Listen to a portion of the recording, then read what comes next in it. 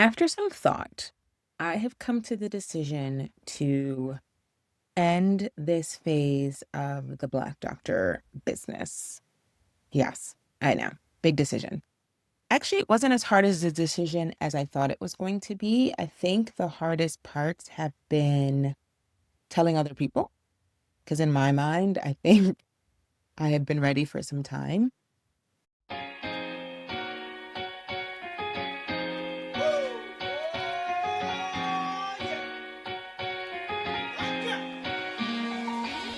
Welcome to the Black Doctor Collective podcast. We as Black doctors are in a unique position. We can change our communities, healthcare, and the world.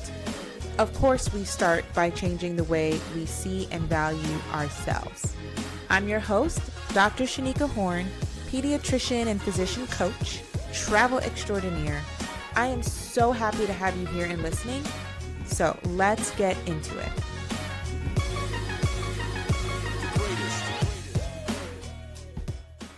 If this is your first episode, welcome to the Black Doctor Collective podcast. I am your host, Dr. Shanika Horn. I am a pediatrician. Have been a negotiation coach for the last 4 years, maybe, teaching predominantly Black women physicians how to get what they want at work.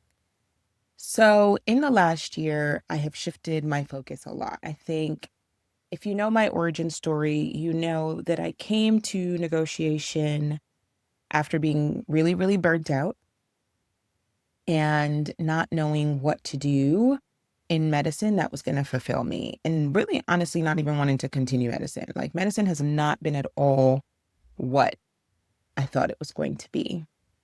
I had a conversation last night with my mentee. I mentor pediatrician hopefuls, people usually in medical school who are hoping to match into a pediatric residency.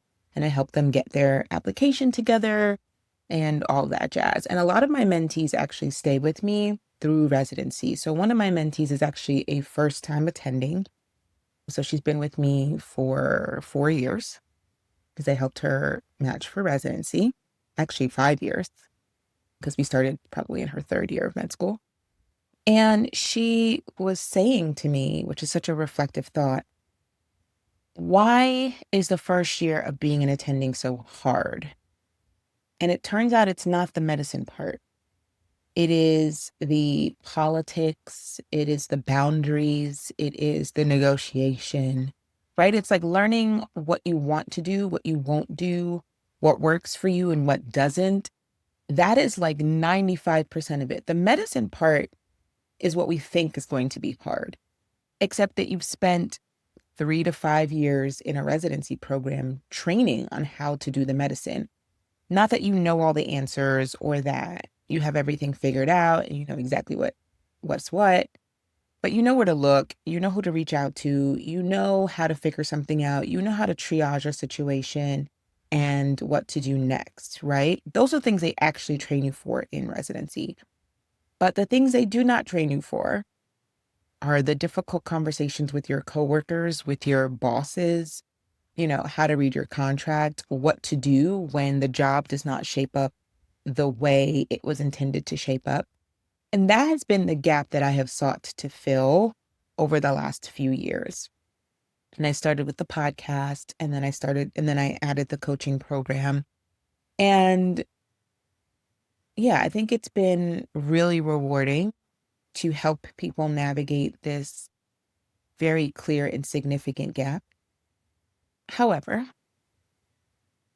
I have always wanted to, let's go back.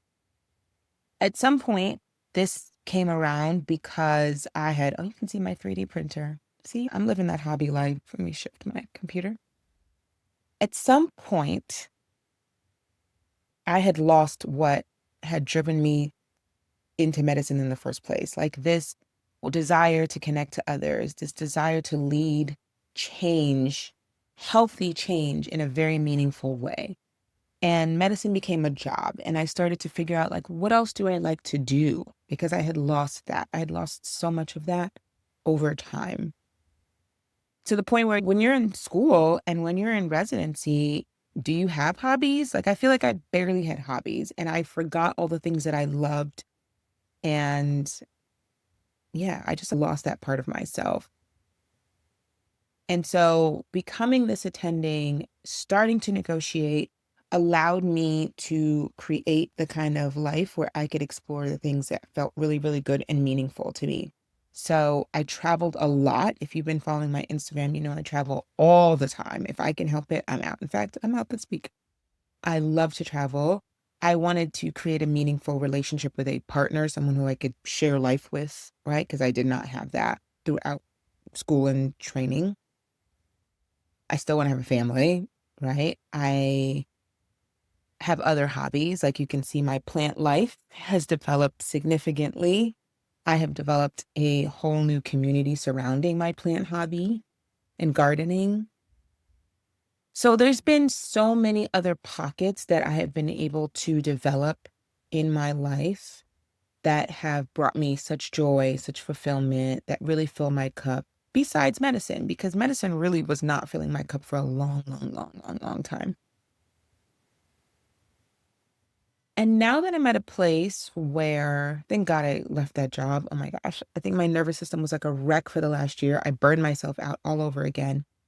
But now, this month, right, having negotiated and navigated so many spaces, having hit so many hurdles in medicine, having really spent the time to fill out my life so that it's not so damaging to me, medicine, I realized that I have not yet achieved the thing that I wanted to go, that I went to medicine for, which was like connecting to an underserved community in a meaningful way, impacting long-term change. Like those things have not been accomplished.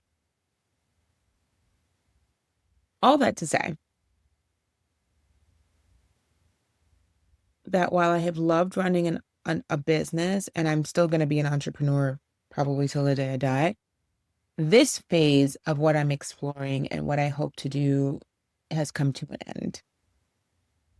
I do think that negotiation is still a critical skill that should be learned by any and all people, especially people of color. I don't even like to say people of color because the rest of the peoples of colors don't be really supporting us. But especially for Black people, especially for Black residents, especially for women, these are really, really critical skills to learn. And so I do think in the back of my mind that I would still love to do some kind of education around that. And I think that might look, it's just going to look differently than what it's looked from what it is right now, right? The one-on-one. And I think the one-on-one model of coaching really came out of my one-on-one practice of medicine, right? You see one patient at a time, well, sometimes four, because I had a four for a visit last week, but you really are dealing with people on an individual level.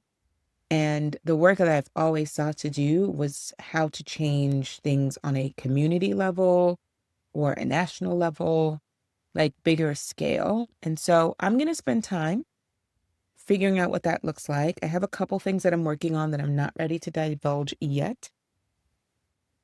But this particular phase has ended. And I'm actually quite content about it. I think because of all the work I did to divorce my identity from being a doctor, like when you really invest a lot of time into something, it becomes the thing. And when you're ready to give it up, I've had a lot of podcast episodes on failure. When you're ready to give it up, it tends to sometimes feel like failure. But in this case, I think because I've done so much work around feelings of failure and where that comes up, I actually don't feel that here. I don't feel like giving this up is a bad thing. I've watched people pivot and I am a pivoter.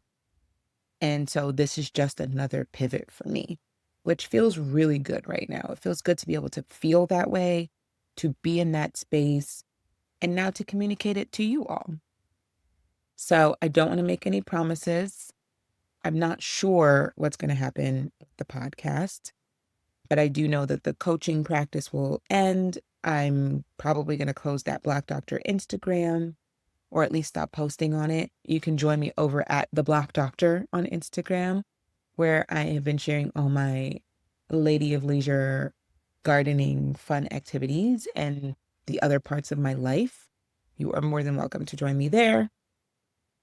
And yeah, I think that's that. I do have some guest episodes that I'm going to publish because those stories are definitely worth telling. But I think as it comes to creating new work for and around negotiation, I've covered a lot. And I would say listen to the podcasts, right? Listen to old episodes. There's so much guidance there.